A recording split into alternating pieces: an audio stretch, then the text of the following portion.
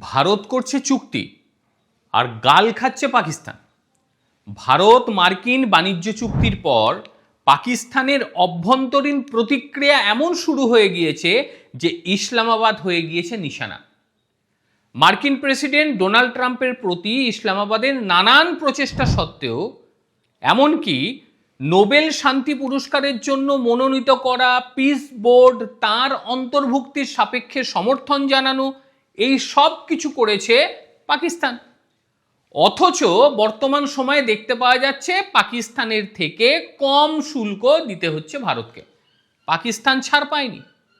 পাকিস্তান বহু চেষ্টা করেছে। এক কথায় যদি বলা যায়, ডোনাল্ড ট্রাম্পের পায়ের জুতো জিভ দিয়ে চেটে চেটে পরিষ্কার করেছে সেখানকার আসিফ মনির এবং সেখানকার প্রধানমন্ত্রী শাহবাজ শরীফ। এবং এরপর যখন ভারতের সঙ্গে চুক্তি সম্পূর্ণ হওয়ার মুখে আমেরিকার, সেই সময় পাকিস্তানিরা রীতিমতো গালিগালাজ শুরু করে দিয়েছে এদের। যুক্তরাষ্ট্রের সঙ্গে ভারতের সদ্য যে বাণিজ্য চুক্তি হতে যাচ্ছে, পাকিস্তান তীব্র প্রতিক্রিয়া সৃষ্টি হয়ে গিয়েছে। সামাজিক মাধ্যমে একের পর এক ট্রোল হতে শুরু হয়ে গিয়েছে পাকিস্তানের দুই নেতা। এমনকি ডোনাল্ড ট্রাম্পের পোস্ট করা ইন্ডিয়া গেটের ছবি, প্রধানমন্ত্রী নরেন্দ্র মোদী এবং ডোনাল্ড ট্রাম্পের ছবি, এই সমস্ত ছবি পোস্ট করে রীতিমতো পাকিস্তানকে তুলোধনা করছে সেখানকার সাধারণ মানুষই। তারা লিখছে ভারতের ওপর শুল্ক 50 থেকে নেমে হয়ে গেল 18%। আর পাকিস্তান এত চাটাচাটি করেও তাদের শুল্ক ভারতের থেকে বেশি। এটা নিয়ে পাকিস্তানিরা তো তিতিবিরক্ত হয়ে গিয়েছে। মানে এটাই হয়, বেশি চাটাচাটি করলে এটাই হয়। এরা পথকুকুরই থাকবে, এরা কখনো মাথায় চাপবে না। আর ভারতবর্ষ চুপচাপ থেকে নতি স্বীকার না করে দেখিয়ে দিল কি করা যায়। এনডিটিভি ওয়ার্ল্ডের প্রতিবেদনটা দেখুন কি লিখেছেন তারা। You can buy respect, Pak faces domestic backlash after India US trade deal. সেখানে বিস্তারিতভাবে লেখা রয়েছে কি চলছে পাকিস্তানের মধ্যে।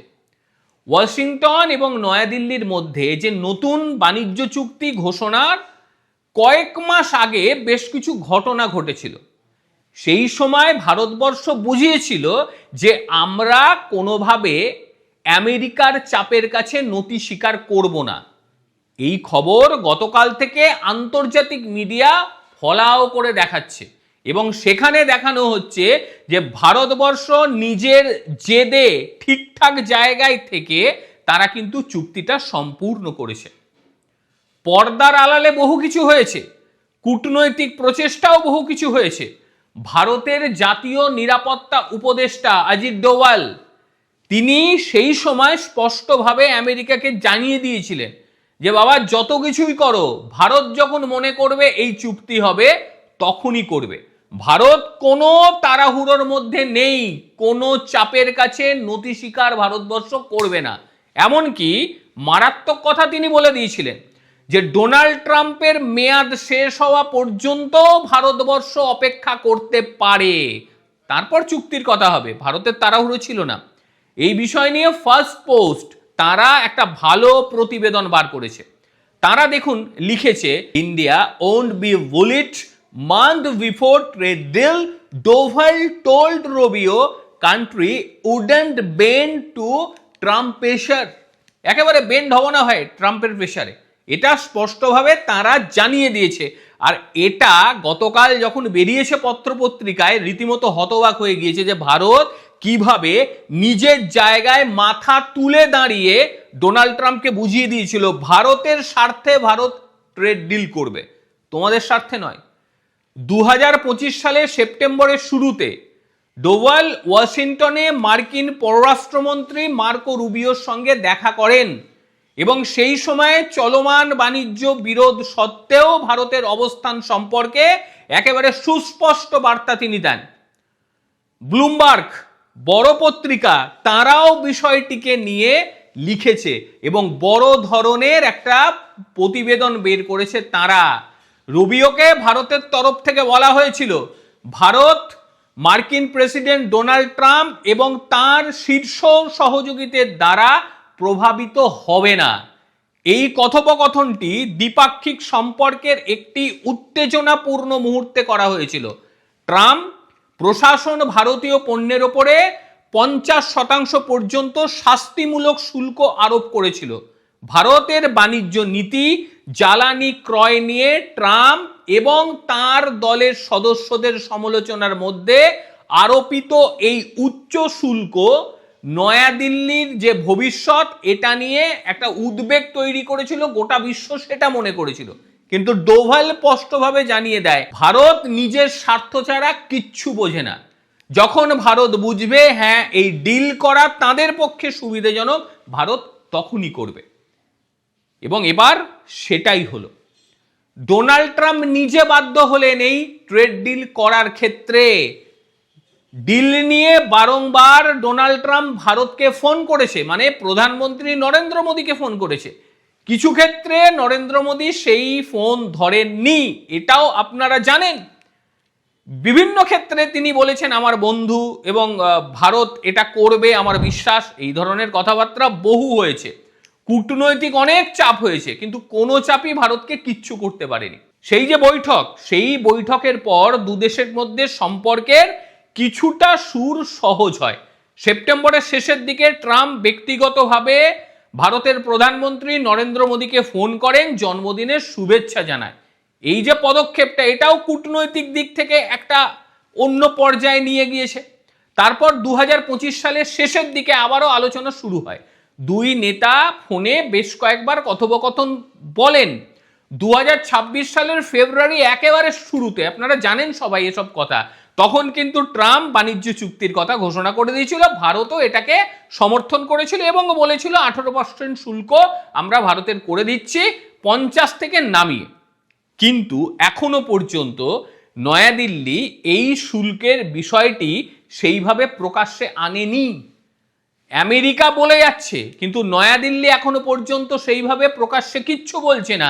তবে নয়াদিল্লির তরফ থেকে একটা কথাই বলা হয়েছে, দুগ্ধ শিল্পে এবং কৃষিক্ষেত্রে সেখানে লাল দাগ টানা রয়েছে, সেখানে আমেরিকা ঢুকতে পারবে না, এটা এখনো বলছে।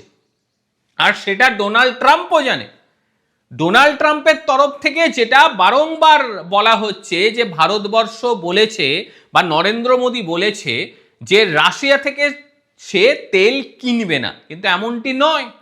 রাশিয়া থেকেও সমানতালে ভারতবর্ষ তেল কিনছে, সেটা ডোনাল্ড ট্রাম্পও জানে।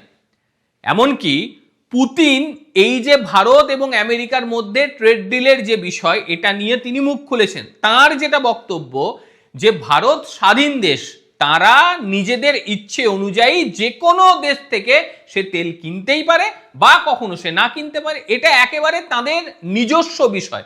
ভালো কথা, এটাই তো ভারতবর্ষ প্রথম থেকে বলে আসছে যে ভারত যেখানে মনে করবে আমাদের সুবিধে রয়েছে, ভারতবর্ষ ঠিক সেখানে ট্রেড করবে, সেখান থেকে তেল কিনবে। এই কথা ডোনাল্ড ট্রাম্পকেও একাধিকবার জানানো হয়েছে। এবার যে ঘটনাটা ঘটলো, এই যে চুক্তি হবে, এই চুক্তির যে স্বাক্ষর হবে, এতে লাভবান ভারত হবে। ভারত এটা বুঝেছে যে আমরা এতে লাভবান হব, কিন্তু পাকিস্তানের তাদের জ্বালার শেষ নেই। মানে যেভাবে পাকিস্তানের সাধারণ মানুষ গালিগালাজ শুরু করেছে, যেভাবে সেখানকার প্রধানমন্ত্রী, সেখানকার ফিল্ড মার্শাল আসিফ মনিরকে গালিগালাজ করছে, যে তারা সোশ্যাল মিডিয়ায় নজর দিতে পারছে না। এটা সবে শুরু, এরপর আরো কিছু হবে। ওই পায়ের মধ্যে তেল মাখিয়ে জিভ দিয়ে পা চেটে কিছু হয় না। নিজেদের অহমিকা বোধ ঠিকঠাক জায়গায় থাকলে পরে, নিজেদের সততা ঠিকঠাক জায়গায় থাকলে পরে কখনোই মাথা নত করতে হয় না। এটাও বলে রাখলাম, ডোনাল্ড ট্রাম্প ভারতে আসছে, এটাও লিখে রাখুন। ডোনাল্ড ট্রাম্প ভারতে আসবে এবং হয়তো আর কয়েকদিনের মধ্যেই সে ভারতে আসবে। তখনই বুঝতে পারবেন যে ট্রেড ডিল নিয়ে ঠিক কি হতে চলেছে, কি ফান্ডা ছিল সেখানে, সেটাই দেখবেন। যাই হোক, আজকের প্রতিবেদন আপনাদের ঠিক কিরকম লাগলো অবশ্যই বলবেন। প্রত্যেকে ভালো থাকবেন, সুস্থ থাকবেন। আবারও দেখা হবে অন্য কোনো দিন অন্য কোনো ভিডিওতে। ততক্ষণের জন্য নমস্কার, ভালো থাকবেন।